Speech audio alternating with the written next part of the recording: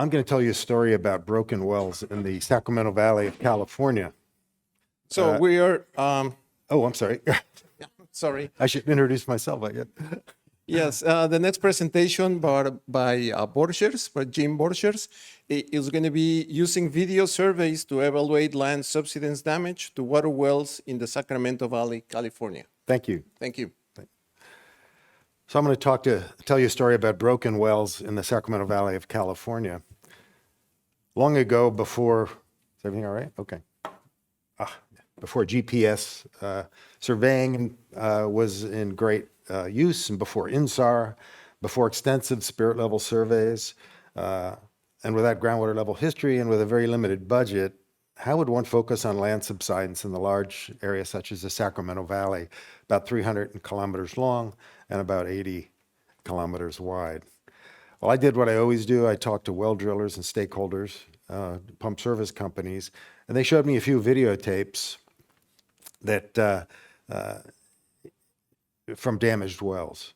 I wondered if scanned wells were numerous enough to indicate the location of areas of the valley where subsidence was a problem. Little did I know.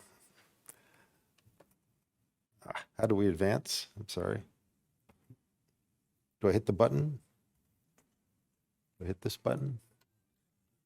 Oh, not that button? Okay. So eventually I borrowed more than 1,000 archived videotapes of 3/4 inch, beta, and VHS formats. This was a long time ago. That had been made in water wells between 1974 and the summer of 1991. 317 of these wells were in the southwestern Sacramento Valley. I had no idea what we would find on the videotapes. Turned out that 80 of these videos scans showed well casings that were damaged by, in the Eulerian sense, Dr. Hansen, vertical compression from materials settling above compacting aquifer systems. I'd like to thank the drilling companies listed for the loan of the videotapes, and the second agencies for contributing the funds that allow me to hire 6 students to spend very many boring hours looking at downwell videos and breaking them down into a database managed with the info software. I presented the first part of this talk at TISOLS in Houston in 1991, so this is old information. But after my talk, one person congratulated me on an info presentation, but I had a distinct feeling that most people thought it was much ado about nothing. Could I ask one more quick question?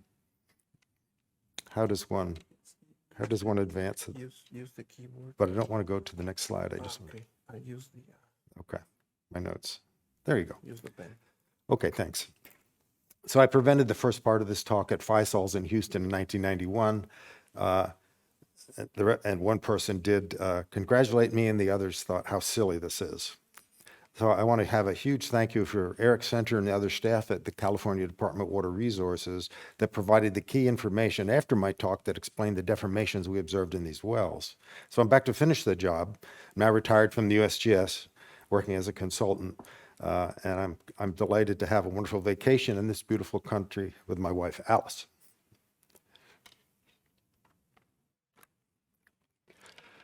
So I chose a study area where the geology is consistent, Quaternary alluvium overlaying a Pleistocene unconsolidated formation in the southwest of the Sacramento Valley, which was my study area, as shown on this slide.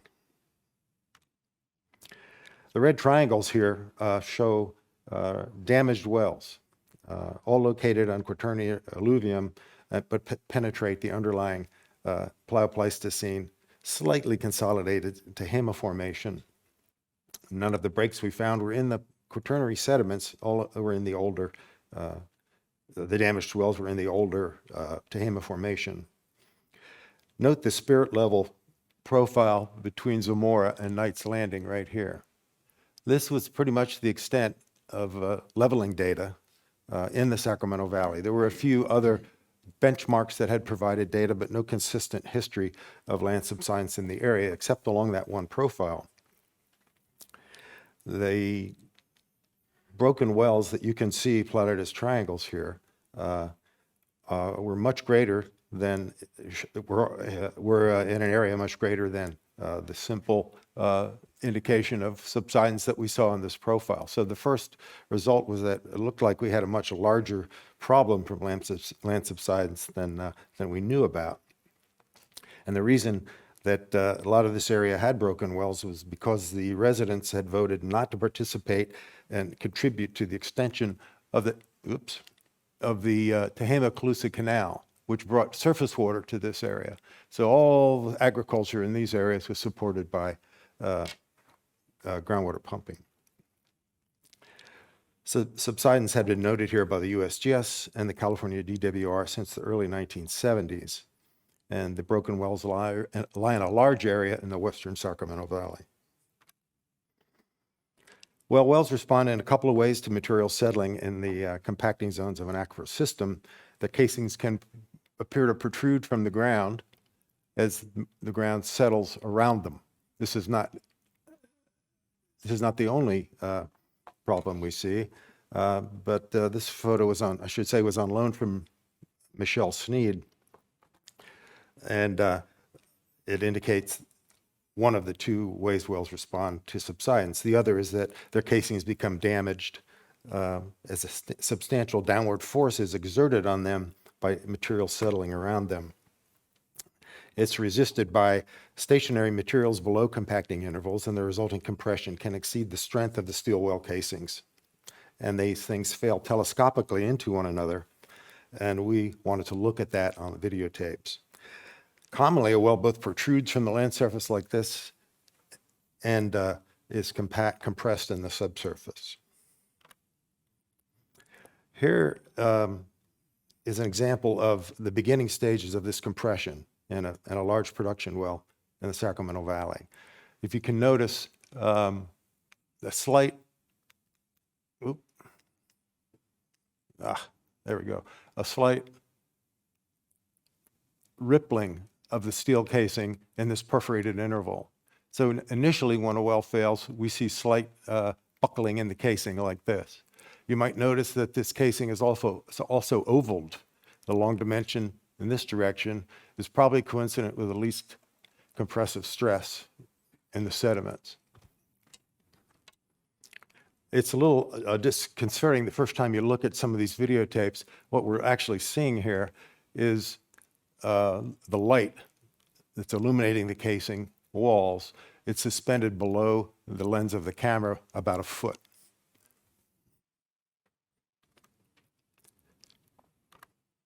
Further compression can lead to ripping and tearing of the steel casings. And here it's a little indistinct, but 400 feet below land surface, this casing has broken in a perforated interval due to compressive forces from settling sediments. And here we see a wire-wrapped steel screen at 316 feet below land surface that's been compressed and torn in an interval like this. And here another compressed screen, which appears to be spiraling, but it's at 207 feet below land surface in an area of land subsidence near Davis, California. So the compressive features, we talked about their mode of failure. We had breaks or ruptures of the steel casings in 119 wells. We had spiraling of the well screen in one well, and we had oval or out around casing deformations in 4 wells and ripples in the casing structure in 18 wells. When we look at the number of compressive features in each well, we see that primarily we have one compressive feature in most of our wells, but we have as many as 6 separate ruptures of the casing in some of these wells. So the characteristics of damaged wells, we looked at the number of occurrences of ruptures. We found that mostly they were at casing joints or in casing openings where the steel casing string would expect to be weakened by perforations or at joints. However, we also saw that we had ruptures of the casing at 25 different places in blank casing, and that those casings ruptures were at a considerably shallower depth than some of the other failures of the well casings. We can't explain this. We don't know why that happened. Welcome your ideas on that. So I wondered if we could measure the amount of casing shortening on each casing string. So what we see then are, from DWR's well completion reports, we compared the distance between casing joints to the measured distance between a casing joint above and below each casing break. So if you look at the line between Zamora and Knight's Landing that I showed you on the earlier map, we can see that the amount of subsidence that was estimated during the life of a well in the black line, and the casing shortening measured in the casing string, the red part of the bar, we see that in almost all cases, we don't have any more shortening of the casing than the amount of land subsidence during the life of the well. So in other words, the wells, once they break, are not continuing to fall just due to the fact that they're broken.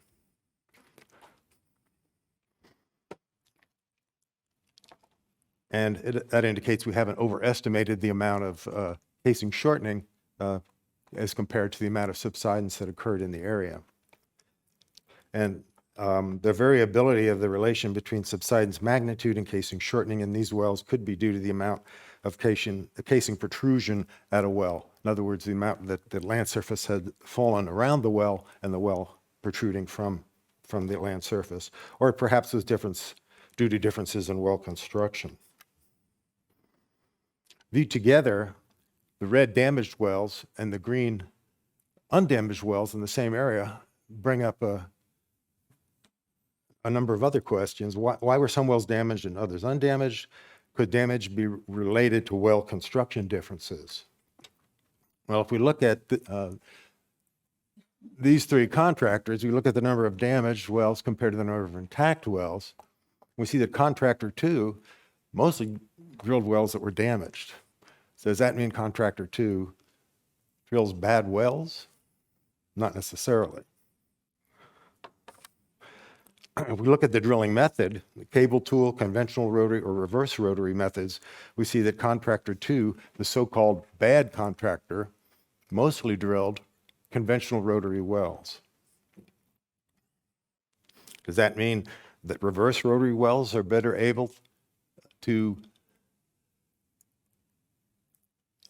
these are undamaged, intact wells, is that method more likely to produce a good well? Well, at this point, I was pressured to publish the information indicating that reverse rotary wells resist compression greater than conventional rotary wells or cable tool drilled wells. So I didn't want to do that because I didn't have key information on the distribution of hydraulic head during the time frame that these wells were being damaged. So we needed the water level history in the area. And fortunately, Department of Water Resources, Eric Center of the California Department of Water Resources, had put together a huge database, of course, after my talk in the Houston meeting. And so I couldn't include it there. And having retired now from the USGS and coming back, I thought I really ought to follow this up in case somebody still remembers this talk and give you the update. So what we did was take the information that had been put together on the water level history in the area and compared 88 intact wells that hadn't been damaged in this area to 80 wells that have been damaged substantially by land subsidence. So we looked at the empirical distribution functions for damaged and intact wells, and substantially different EDFs indicate that the variable that's plotted might be related to subsidence damage. And we looked at Mann-Whitney nonparametric statistical tests to compare the group of well construction and hydrologic variables from that group of damaged and intact wells, where a p-value less than 0.05 indicates that the groups are significantly different in the variable tested, and that variable may be related to subsidence damage. So here's just an example. You can see that the comparison was done for many other factors than this, but primarily we looked at are well depths the same between the two groups of wells, the intact wells and the damaged wells? Are the elevations the same? Do they have the same amount and percentage of fine grained materials they're compactable? Are they of similar age, casing diameter? Do they have an average annual change in water level that's about the same? Is the maximum water level decline the same? There's a fatigue factor we created called the number of days in service times the average annual water level change. Cycling of compression on the casings that might be different between the groups. And we looked at the magnitude of the change in the pre-consolidation head, and that turned out to be key. The pre-consolidation head is the head at which we see, are we close? We are, that's a shame. Okay, let me go quickly. So what we said, for example, we looked at various factors, and we see that this particular factor is the depth of the well in meters. The intact wells and the damaged wells, very similar depths. So we're looking at a common depth distribution. So there's no difference between the group of intact and damaged wells. And in fact, the biggest differences that we saw were the year scanned, the maximum change in hydraulic head, the decline of the pre-consolidation head, the year that was drilled, and the well age. Turns out the well age and the years wells were drilled were not particularly important. It all came down to when the pre-consolidation head were exceeded by water level declines. And we see reverse rotary wells have been in the ground for much less time than the conventional rotary or cable tool wells. And in this distribution function, we see that most of the reverse rotary wells have not even seen a decline of the pre-consolidation head at the point at which inelastic compaction begins, whereas the other two drilling methods are substantially more affected by that drop in pre-consolidation head. And when we look at just the wells that were drilled by conventional rotary and that were intact and conventional rotary that were damaged, we see that the wells in green that primarily were undamaged had much less decline of the pre-consolidation head than damaged wells. So in conclusion, damage to well casings on the video scans indicates subsidence occurred broadly in the Sacramento Valley, much more broadly than we realized. The damage appears to be compressional shortening of the casing string at weak points, perforations or joints, but also occurs in blank casings, which we can't really explain. The casings often fail telescopically into themselves at ruptures and tears. And the shortening of the casing string is not a measure of subsidence magnitude because it does not consider casing protrusion above the land surface or well construction anomalies. And non-parametric statistical tests of factors that might be related to well damage indicate that the decline of the pre-consolidation head in the aquifer system during the time a well is in service is primarily related to well damage. The well drilling method has little to do with the ability of the well to resist compressional forces imposed during subsidence, although wells drilled by the reverse rotary method had not been in the ground during a period of substantial decline of pre-consolidation head, and therefore their ability to resist subsidence cannot be tested. This doesn't consider the effect of the rate of subsidence on the integrity of well casings, and there's evidence in the oil and gas industry that aggressive production of hydrocarbons and the resultant rapid pressure declines has caused well casings to fail catastrophically.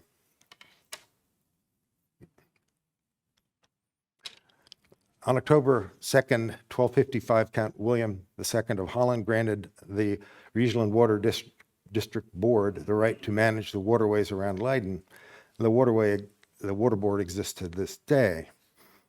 Something similar happened in 2014 in California when the legislature voted to create the Sustainable Groundwater Management Act.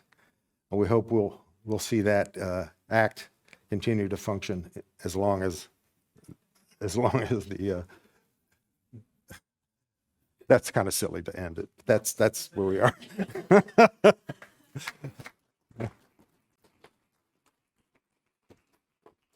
Thank you very much, Jim.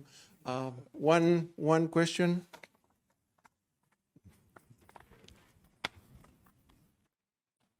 From the engineering point of view, is it just the buckling, just the pressure, or there is some also a tilt? You have a shear. There, of course, has been a lot of shearing in deep oil wells as pressures rapidly decline.